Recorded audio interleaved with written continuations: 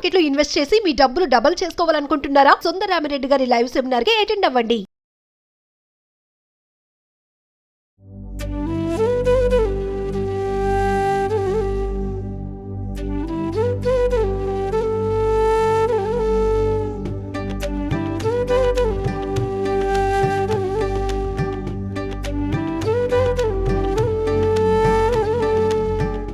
ప్రస్తుతం మనతో పాటు ప్రముఖ ఆధ్యాత్మికవేత్త శ్రీనివాసులు అనంతరామ శర్మ గురువు గారు ఉన్నారు. వీరితో ఈ రోజు కొన్ని విషయాల గురించి మనం చర్చిద్దాం. గురుగారు నమస్కారం అండి. నమస్కారం.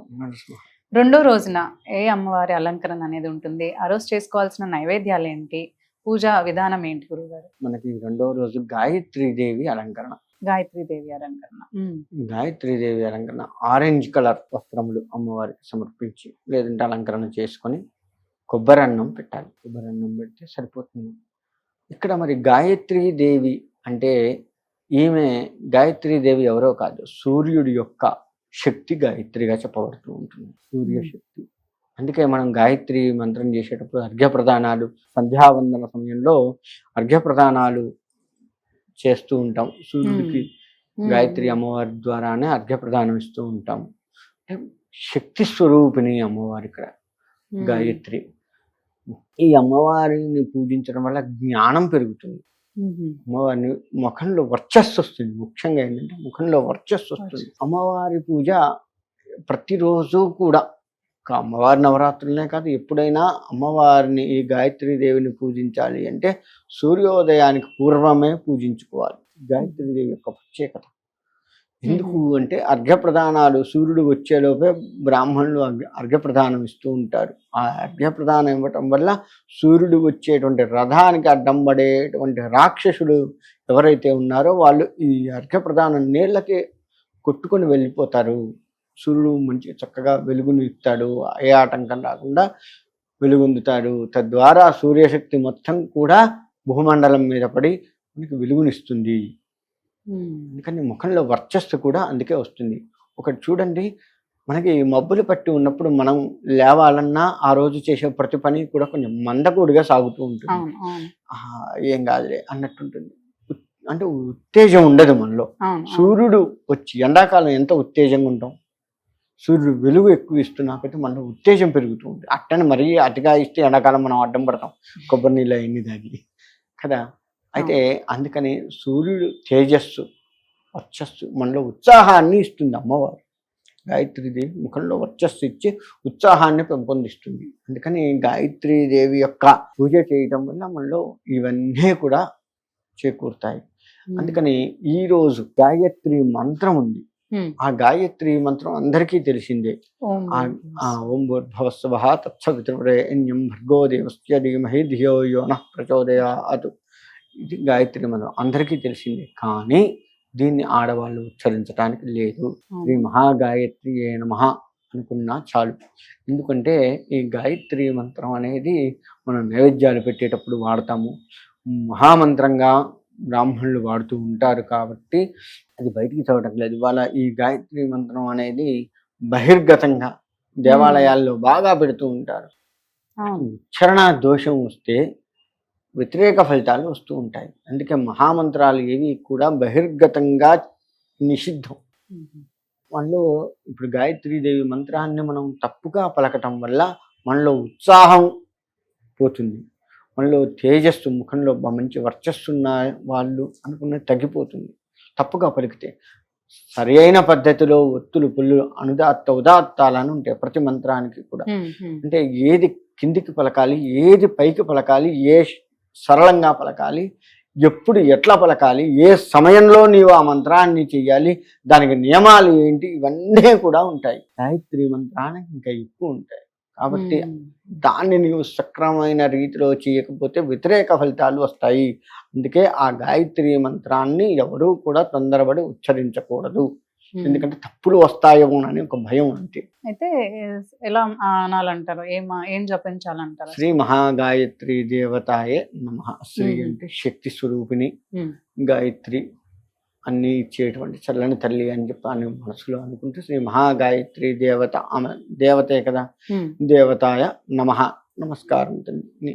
మా శక్తి స్వరూపిణి అయిన గాయత్రీదేవి నీకు నమస్కారము తల్లి అని చెప్పుకోవడం. అది ప్రతిసారి మనం ఆ పదాన్ని అంటూ ఉంటే ప్రతిసారి నమస్కారం చేస్తున్నట్లే వస్తుంది. అది మన మనస్సుకు పడుతుంది. మనస్సు కూడా ఉత్తేజంగా ఉండాలి కదా. ఉండాలి.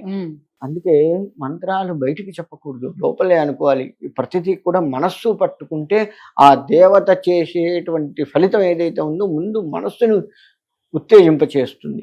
గాయత్రి మంత్రాన్ని బయటికి చెప్పకూడదు అంటాము. ఎందుకు అంటాము అంటే బయటకు ఉచ్చరిస్తే దోషాలు వస్తాయి. మనస్సులో ఇప్పుడు కొన్ని మాటలు మనస్సులో అనుకున్నంత దృఢంగా బయటకు అనలేము. కొన్ని పదాలు మనసులో మంచిగా అనుకుంటాం, దాన్ని బయటకు అనాలి అనేసరికి కొంచెం తడబడతాము, తప్పులు పోతూ ఉంటాయి.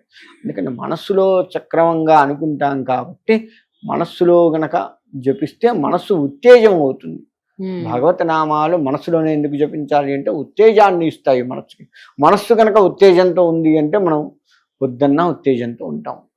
మనస్సు సక్రమైన రీతిలో ఉంది అంటే మంచిగా ఉంటుంది. ఇంగ్లీష్లో ఒక మాట ఉంది, బాడీ ప్రజెంట్ మైండ్ ఆబ్సెంట్ అని.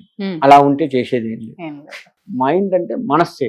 మనస్సు ఎక్కడికి తీసుకెళ్తే మనం అక్కడికి వెళ్తాం. ఇప్పుడు ఇక్కడుండి మనం అమెరికా కూడా పోవచ్చు.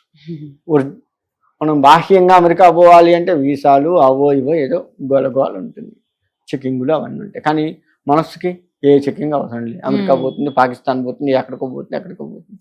కానీ అమ్మవారి దగ్గరికి పోతుంది. అక్కడ ఒక్క దగ్గరికే పోదు కానీ అన్ని చోట్లకు పోతుంది మనస్సు. కానీ మనస్సుని ఉత్తేజింప చేసుకోవాలి, ఆమె పాదాలను ఆశ్రయించాలి. నీట్గా మనస్సుకి దృఢంగా చెప్పుకుంటూ అమ్మవారి గాయత్రి మంత్రాన్ని కనుక చెప్తే ఇది తీసుకెళ్లి ఆమె పాదాల దగ్గర పెడుతుంది. ఈ 9 రోజులు తాంబూలం ఇచ్చుకోవచ్చు అంటారా? ఏ రోజు తాంబూలం ఆ రోజే ఈ అమ్మవారికి. ఎందుకంటే ఒక అవతారంలో అమ్మవారు వచ్చింది, ఆ అవతారాన్ని పరిపూర్ణత చేసుకొని వెళ్ళిపోవాలి కదా ఆమె. ఇంకో అవతారంలో మరో రోజు రావాలి కదా. ఎందుకని ఏ అవతారంలో ఆ అవతారం తాంబూలం ఇవ్వాల్సిందే. ముత్తైదువులు ప్రతిరోజు ముత్తైదువుల్ని తెచ్చుకొని ముత్తైదువులకి ఇవ్వచ్చు తాంబూలం. ఎంతమందినైనా తెచ్చుకోవచ్చు. ఒకళ్ళు దొరికితే ఒక్కళ్ళే ఉండకూడదు, తోడు ఉండాలి. ఇటువంటి ఏమీ అమ్మవారికి ఇచ్చి మళ్ళీ ముత్తైదులకి ఒకరికైనా ఇచ్చుకోవచ్చు అంటారు. అమ్మవారికి పెట్టిందే ముత్తైదువులకు ఇచ్చుకోవచ్చు, లేదు ముత్తైదువులకు ప్రత్యేకంగా తెచ్చుకోవచ్చు. ఇక్కడ చేసే పని ఏంటంటే పూజ చేసుకునే మనం ఏం చేస్తున్నామంటే ఒక 10,000 రూపాయల చీర తెచ్చుకుంటాం, అమ్మవారి ముందు పెట్టి కట్టుకుంటాం. ముత్తైదు వస్తే 200 రూపాయల చీర తెస్తాం. ఇది ఒకటి చేస్తారు మన వాళ్ళ దగ్గర. మంచి తెలివితేటలు ఏంటంటే ఇది ఒకటి ఉంది.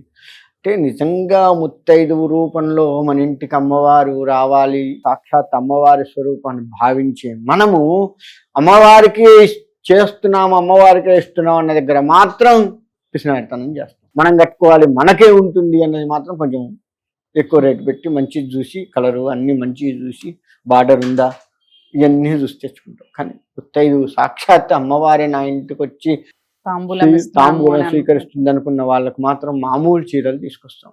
అది తప్పు.